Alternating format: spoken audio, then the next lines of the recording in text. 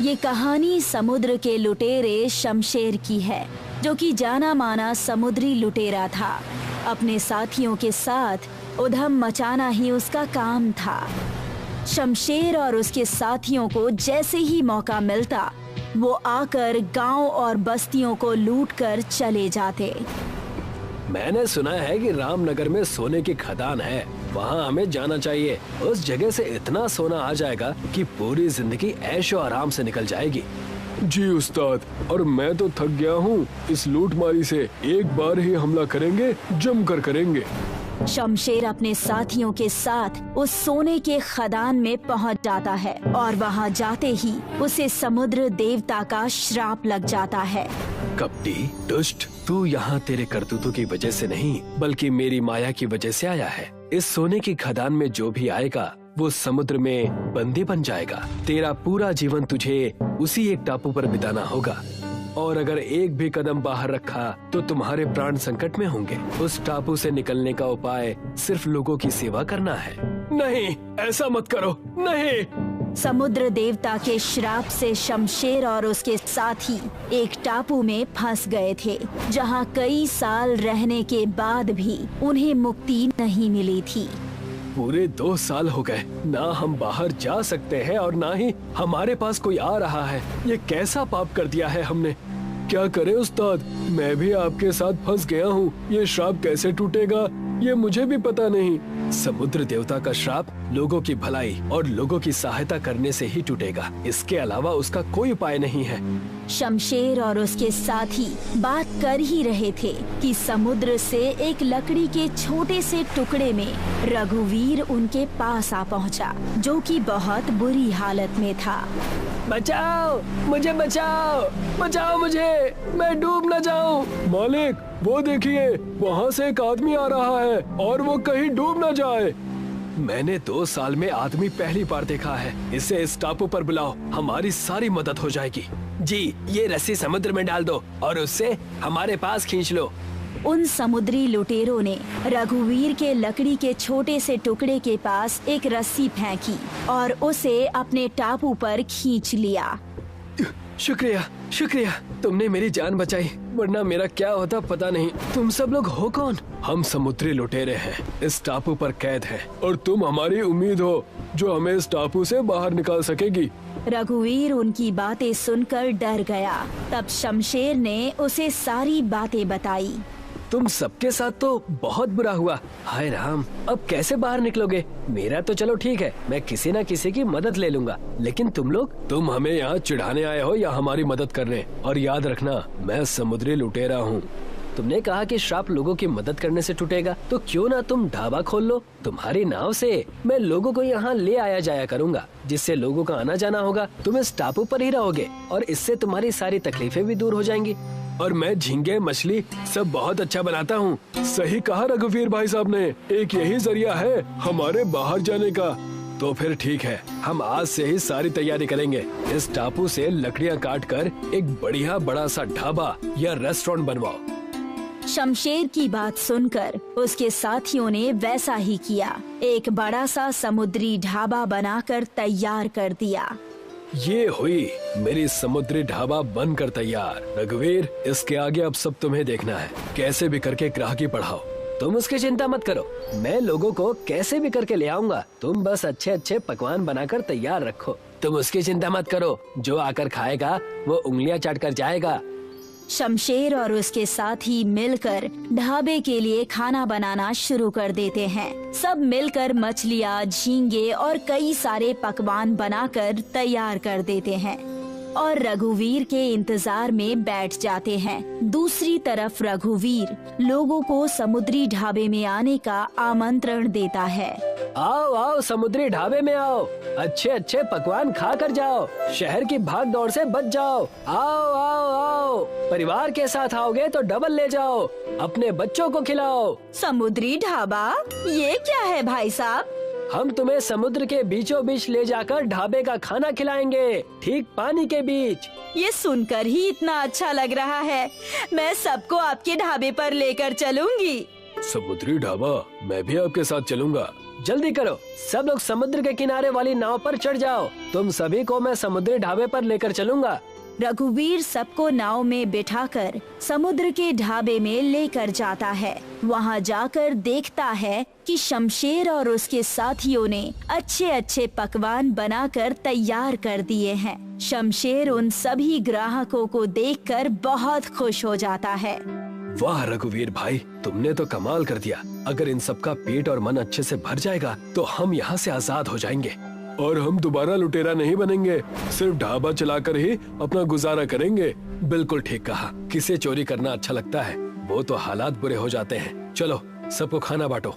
शमशेर और उसके साथियों ने सबको खाना खिलाया। सब बड़े चाव से मछलियाँ खा रहे थे, जिसे देखकर रघुवीर और शमशेर दोनों ही बड़े खुश थे। मैं तुम्हें यहाँ से निकाल कर रहूंगा। हम ये काम करते रहेंगे। ये काम हमें तब तक करना है जब तक समुद्र देवता प्रकट न हो जाए। वो जरूर हमारी विनती सुनेंगे।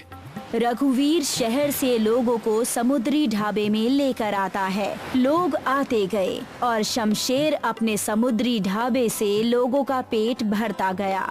धीरे धीरे 1 साल बीत चुके थे। एक दिन एक भिखारी नाव में बैठकर समुद्री ढाबे पर आया, जिसे देखकर शमशेर ने कहा, आप कौन? मैंने आपको यहाँ पहली बार देखा है। मैं आया ही पहली बार हूँ। अरे ये एक भिखारी है, इसे बड़ी भूख लगी थी, इसलिए मैंने इन्हें नाव में बिठा लिया। इन्हें भी आज खाना खिला दो। ये भी कोई कहने की बात है? ये काम तो हम जरूर करेंगे। मैं तुम्हारे परिश्रम और अच्छे भाव से प्रसन्न हुआ शमशेर। तुमने अपने आप को सिर्फ बाहर से नहीं बल्कि अंदर से भी पूरी तरह से बदल दिया है। मैं तुमसे प्रसन्न हूँ, इसीलिए मैं तुम्हें और तुम्हारे इन साथियों को यहाँ से आजाद करता हूँ। मैं हर एक चीज समझ और सीख चुका हूँ। अब से मैं इस टापू पर समुद्री ढाबा चलाया करूँगा और लोगों की भूख मिटाया करूँगा। इसीलिए मेरा एक वरदान है तुम्हें। तुम और तुम्हारे साथी इस ढाबे में जो भी बनाओगे वो कभी समाप्त नहीं होगा, आजीवन चलता रहेगा। तथास्तु। शमशेर और रघुवीर ने अपना जादुई समुद्री ढाबा चलाना शुरू कर दिया। देखते ही देखते सारे शहर और मोहल्लों के लोग भी समुद्री ढाबे का बोलबाला हो गया और सब हंसी खुशी वहां आने लगे। अब शमशेर और उसके साथी श्राप मुक्त होकर शहर और गांव घूमने जाया करते थे। सब लोग खुशी खुशी रहने लगे। ललित उड़ीसा के एक गांव में रहता था। उसके पिता का पुरी में समुद्र के किनारे एक होटल था। ललित को शहर जाना पसंद नहीं था। वो गांव के दोस्त और गांव के सरल साधारण लोगों के बीच ही खुश था। बहुत सुंदर सुबह है। जरा गर्मा गर्म जलेबियाँ खाकर आता हूँ। ललित, कल रात तेरे पिताजी का फोन आया था। वो तुझे पुरी बुला रहे हैं। तू यहाँ कब तक गांव में मौज मस्ती करता रहेगा? अब शहर जा और होटल संभाल। माँ, अभी मेरी उम्र ही क्या हुई है। थोड़े दिन मुझे गांव में और रहने दो ना। ललित सुबह ही गांव में निकल जाता है और गांव के लोगों से हालचाल पूछते हुए हलवाई की दुकान पर पहुंच जाता है। वहीं पर उसके दोस्त भी इकट्ठे हो जाते हैं। ढेर सारी बातें चलती हैं और वो लोग एक दूसरे को जलेबियां और समोसा खिलाते हैं। दोपहर में ललित पेड़ की छांव में अपनी दोस्त नीलम के साथ बैठा करता है। वो उन्हीं के साथ खेलता रहता है। तुम्हारे सिर पर ये मुकुट बहुत अच्छा लग रहा है। नीचे उतारो इसे, अगर इसने मुझे काट लिया तो। एक शाम ललित जब घर पहुंचा तो उसने देखा कि उसके पिता बिस्तर पर बीमार पड़े हुए हैं। आप कब आए पिताजी? बेटा, तेरे पिताजी की तबीयत बहुत खराब है। इतनी तबीयत खराब होते हुए भी ये यहाँ गांव में चले आए, क्योंकि ये कुछ दिन गांव में रहना चाहते हैं। अब तुझे ही शहर जाकर होटल का कारोबार संभालना होगा। ललित के पास अब शहर जाने के अलावा दूसरा कोई विकल्प नहीं था। ललित अब शहर पहुंचा तो वहां उसे होटल का नौकर सुखीराम मिला। नमस्कार छोटे बाबू, आपको मैंने अपनी गोद में खिलाया है। अब तो आप बहुत बड़े हो गए हैं। ग्राउंड फ्लोर वाला कमरा आपका है। आपको बस पैसों का हिसाब किताब देखना है, बाकी सारी चीजें मैं संभाल लूंगा। एक दिन ललित समुद्र के किनारे बैठा हुआ था। उसने देखा कि उसी के उम्र के एक लड़के ने एक कछुआ पकड़ लिया है। वो लड़का कछुए के ऊपर खड़ा होकर कछुए का दम निकाल दे रहा है। ललित को कछुए पर बहुत दया आ गई। वो उस लड़के से बोला, तुम उस कछुए की जान निकालने पर क्यों तुले हुए हो? उसे वापस समुद्र में जाने दो। इसे मैंने पकड़ा है, मैं इसके साथ जो चाहूंगा वो करूंगा। तू होता कौन है मुझे रोकने वाला? कछुआ भी एक जीवित प्राणी है। अगर तुम्हारे सिर पर कोई 100 किलो का आदमी खड़ा हो जाए तो तुम्हें कैसा लगेगा? वो कछुआ मुझे दे दो। तू मुझे जानता नहीं है, मेरा नाम मोंटी है। मेरे पापा कालिया सेठ यहाँ के दादा हैं और होटल वाले उन्हें अपनी कमाई का 10% हिस्सा देते हैं। तुम्हारे पापा कालिया सेठ हो या पीलिया सेठ, मैं उन्हें अपने होटल की कमाई का 1 रुपया भी नहीं देने वाला, और मैं तुमसे ये कछुआ भी छीन लूंगा। ललित ने चमन को धक्का दिया और कछुए को उठाकर समुद्र में फेंक दिया। चमन रोता हुआ अपने पापा के पास पहुंचा। पापा, ललित नाम के लड़के ने मुझे धक्का दिया और वो कहता है कि वो आपको कोई रकम नहीं देगा। चले आए हमारी बेइज्जती कराकर। अब तुम घर पर ही रहो, मैं उस छोरे को देख लूंगा। उस रात कालिया सेठ ललित के होटल पर पहुंचे। आओ कालिया बाबू, बड़े मालिक तो बीमार हैं, मैं छोटे मालिक को बुलाता हूँ। ये आदमी कौन है? ये कालिया सेठ है। आपको इन्हें 20,000 रुपए देने हैं। 20,000 नहीं, 40,000। तुमने मेरे बेटे को धक्का दिया, इसीलिए अब तुम्हें 10% नहीं 20% देना होगा। मैं तुम्हें 1% भी नहीं देने वाला। होटल हमारा, मेहनत हमारी, और तुम फ्री में मजा लूट रहे हो। यहाँ के सभी होटल मालिक मुझे पैसा देते हैं, तुम्हें भी देने होंगे। तो मैं सारे होटल मालिकों के पास जाऊंगा और उनसे कहूंगा कि तुम्हें 1 कौड़ी भी ना दी जाए। सुखीराम, समझाओ इस नए छोरे को, मुझसे पंगा ना ले, वरना परिणाम अच्छे नहीं होंगे। इससे कहो अपने पिता से बात करे। आप नाराज ना हो कालिया सेठ, मैं इन्हें समझाऊंगा। आप कुछ दिन बाद आ जाइएगा। अगली बार जब आऊं ना, तब रकम तैयार मिलनी चाहिए। ललित ने अपने घर पर फोन किया तो पता चला कि उसके पिता की मृत्यु हो गई है। ललित गांव पहुंचा। बेटे, अब इस घर में कोई नहीं रहा, तू शादी कर ले। घर में बहू रहेगी तो मुझे अकेलापन महसूस नहीं होगा। ललित ने अपनी दोस्त नीलम से शादी कर ली। मैं कुछ दिन तुम्हारे साथ शहर में रहना चाहती हूँ, फिर मैं यहाँ वापस आ जाऊंगी। ललित नीलम को लेकर शहर पहुँचा। आओ आओ ललित, शादी कर ली और हमें दावत भी नहीं दी। अब जरा 40,000 रुपए दे दो, फिर मैं भी दावत उड़ाऊं। आखिर मुझे भी तो अपने लड़के की शादी करनी है। तुम बार बार भीख मांगने क्यों चले आते हो? मेहनत से क्यों नहीं कमाते? मैंने एक बार मना कर दिया कि पैसे नहीं मिलेंगे तो नहीं मिलेंगे। अब तुम जाओ यहाँ से। तेरे पास कल सुबह तक का समय है। अगर कल सुबह तक रुपए मेरे घर नहीं पहुँचे तो कल तेरे होटल पर बुलडोजर चलेगा। ललित और नीलम पुलिस स्टेशन गए, लेकिन पुलिस स्टेशन में किसी ने उनकी एक नहीं सुनी, क्योंकि थाने का इंचार्ज कालिया से रिश्वत लेता था। हमें डीएम के ऑफिस चलना चाहिए, तभी कुछ हो सकता है। ललित और नीलम डिस्ट्रिक्ट मजिस्ट्रेट के कार्यालय में गए और उनसे बात की। अगले दिन जब कालिया ललित के होटल पर बुलडोजर लेकर पहुंचा, तो पुलिस वाले ने उसे रोक लिया। रुक जाओ कालिया, तुम ये होटल नहीं गिरा सकते। क्या हुआ इंस्पेक्टर, क्या तुम भूल गए कि हर महीने मैं तुम्हें तुम्हारा हिस्सा देता हूँ? डीएम के ऑफिस से इस होटल को सुरक्षा देने का ऑर्डर आया है। हम कुछ नहीं कर सकते। अगर तुम्हें कुछ कहना है तो डीएम से जाकर बात करो। कालिया ने जाकर डीएम को भी रिश्वत दे दी और अगले दिन अपने आदमियों के साथ आकर ललित का होटल गिरा दिया। बारिश होने लगी। उन्होंने समुद्र किनारे तंबू गाड़ लिया और निराश होकर बैठ गए। ललित और नीलम रोने लगे। तभी एक कछुआ ललित के पैर के पास आ गया। पहचाना मुझे? उस दिन तुमने मेरी जान बचाई थी। हाँ, मैंने तुम्हें पहचान लिया प्यारे दोस्त। तुम यहाँ क्यों आए हो? तुम्हें रोता हुआ देखकर मैं तुम्हारे पास आया। क्या तुम किसी मुसीबत में हो? ललित ने कछुए को सारी बात बताई। मैं कोई साधारण कछुआ नहीं हूँ। मेरा आकार कितना भी बड़ा हो सकता है। तुम एक काम करो, मैं बड़ा हो जाता हूँ और तुम मेरे ऊपर होटल बना लो। कछुआ करीब 100 वर्ग फुट का हो गया था और ललित ने अपना बचा हुआ पैसा लगाकर उसके ऊपर एक होटल खड़ा कर दिया। कछुआ जब समुद्र में तैरता तो होटल भी उसके साथ साथ तैरता। कछुए के ऊपर होटल लोगों के आकर्षण का केंद्र बन गया और बहुत ऊंचे दामों पर होटल के कमरे किराए पर लगने लगे। कालिया ने जब ललित का होटल देखा तो उसकी आंखें फटी की फटी रह गई। ललित, तुमने नया होटल बनाया है? तुम्हें अपनी कमाई का 10% मुझे देना होगा। मेरा होटल जमीन पर है ही नहीं जो मैं तुम्हें वसूली दूं। अगर तुम मेरे होटल को गिराना चाहो तो गिरा कर देख लो।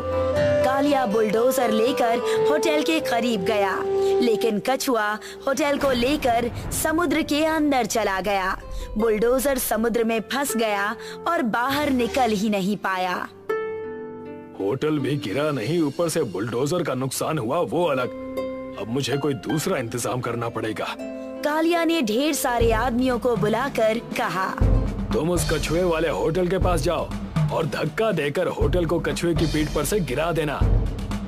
कुछ आदमी जहाज से कछुए के पास पहुँचे और उन्होंने होटल को धक्का मारना शुरू किया, लेकिन होटल टस से मस नहीं हुआ। आखिरकार सारे आदमी हार मानकर वापस लौट गए। साहब, हमने होटल गिराने की बहुत कोशिश की, लेकिन होटल कछुए की पीठ पर बहुत अच्छी तरह से चिपका हुआ है, उसे गिराया नहीं जा सकता।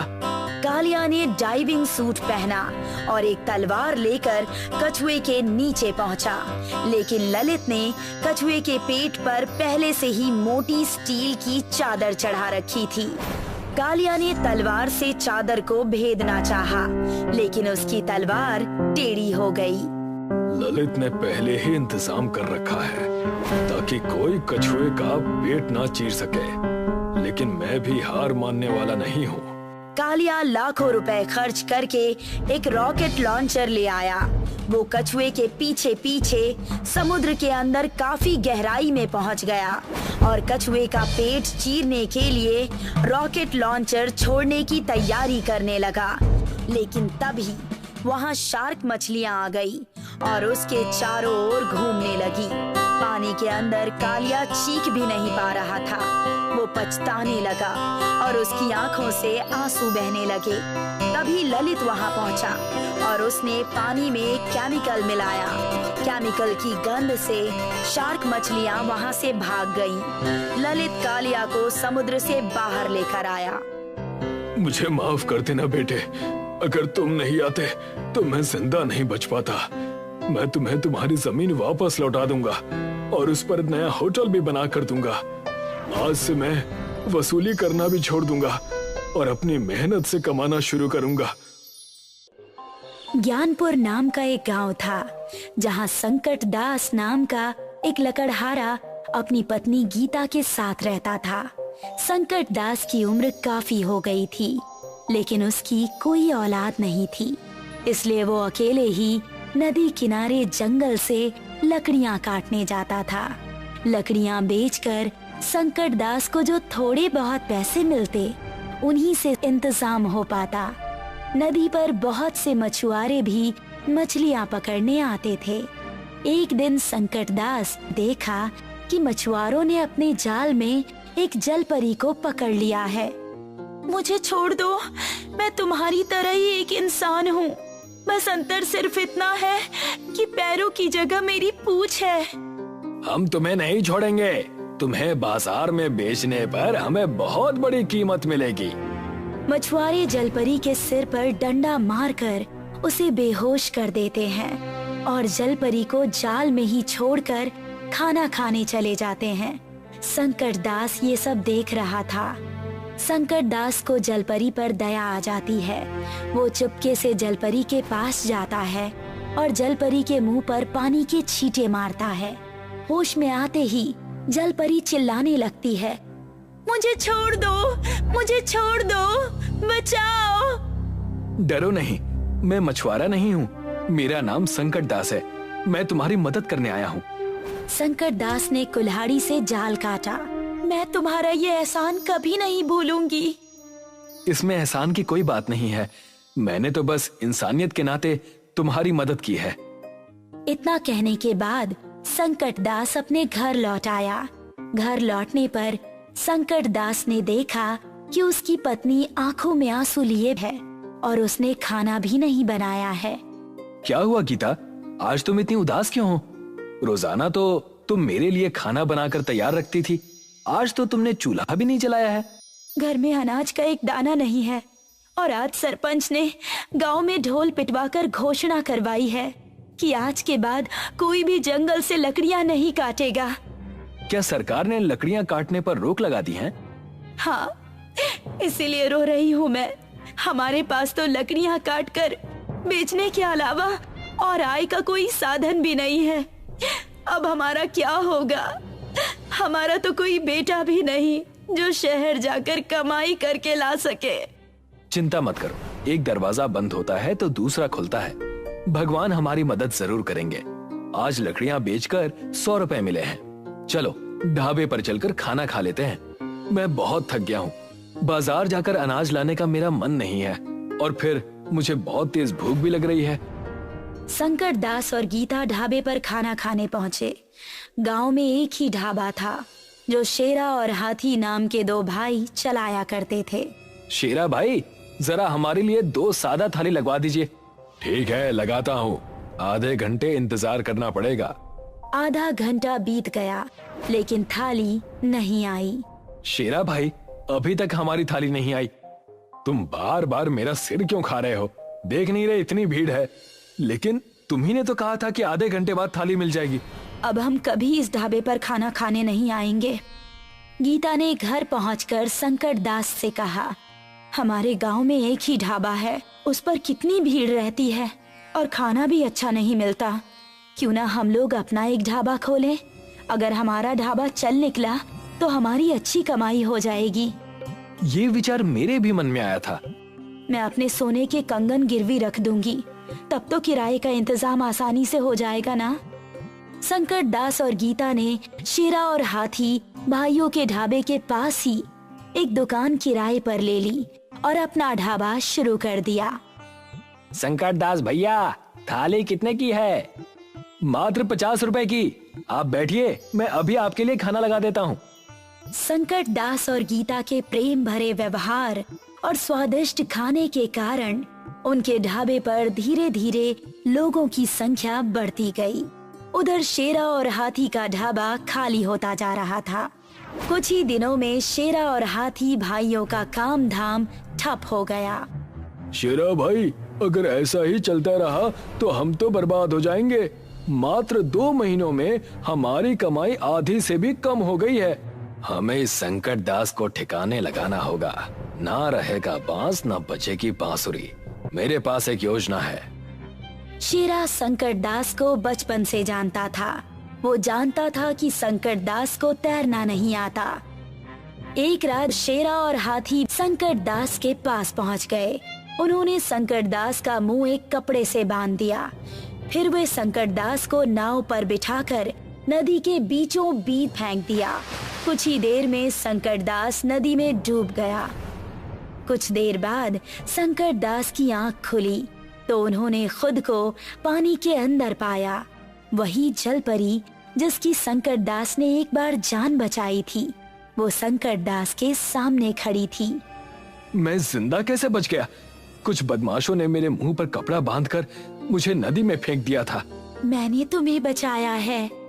लेकिन मैं पानी के अंदर सांस कैसे ले पा रहा हूँ? क्योंकि मैंने तुम्हें एक जादुई गोली खिलाई है। जलपरी संकट दास को एक घड़ा देती है।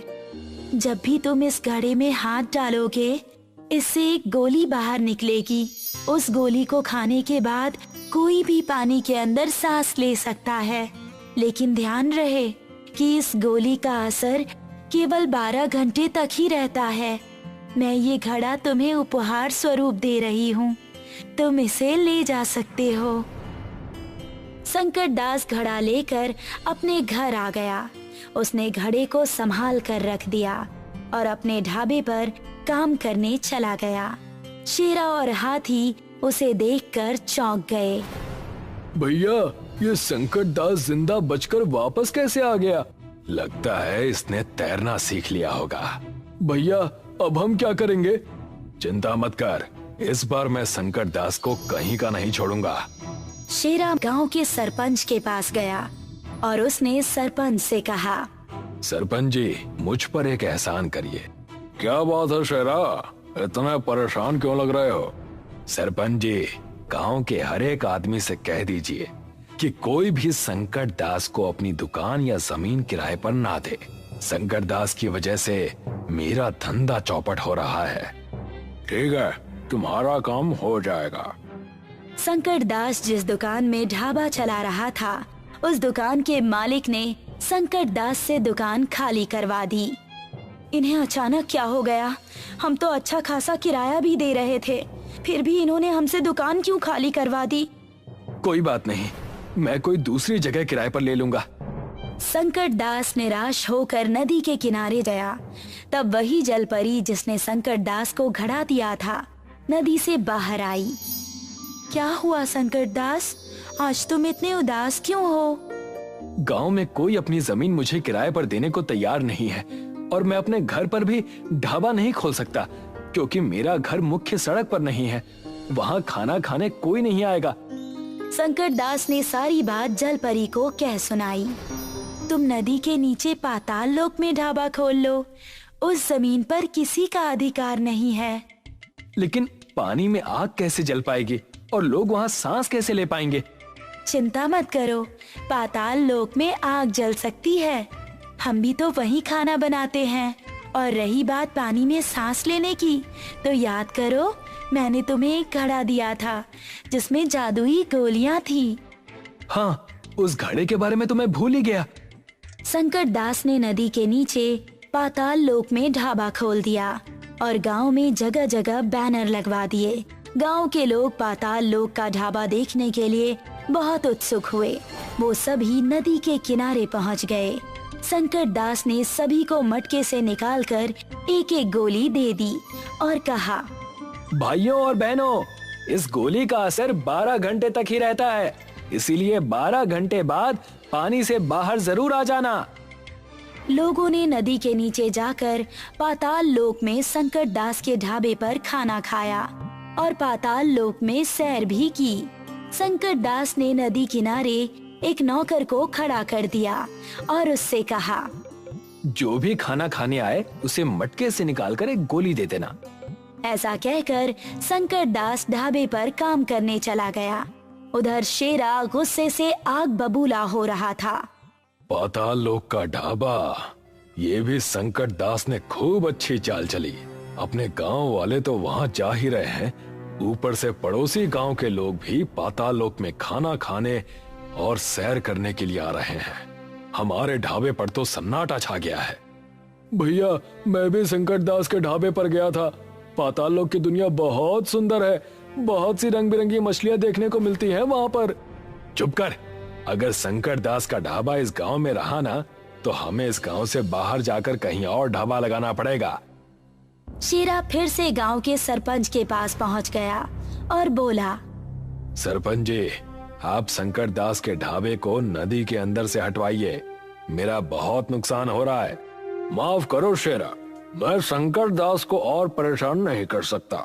संकट दास के ढाबे की वजह से दूर दूर से लोग हमारे गांव में आ रहे हैं, इससे हमारे गांव का नाम हो रहा है और पर्यटकों की वजह से गांव के लोगों की आर्थिक स्थिति भी अच्छी हो रही है। इस बार मैं तुम्हारी कोई मदद नहीं कर पाऊंगा। शेरा अपने घर आकर हाथी से बोला, सरपंच जी भी हमारी कोई मदद नहीं करेंगे। अब हम क्या करेंगे भैया? शेरा और हाथी गांव छोड़कर दूसरे गांव में अपना ढाबा चलाने लगे। अब संकट दास और गीता का पाताल लोक का ढाबा चलता रहा।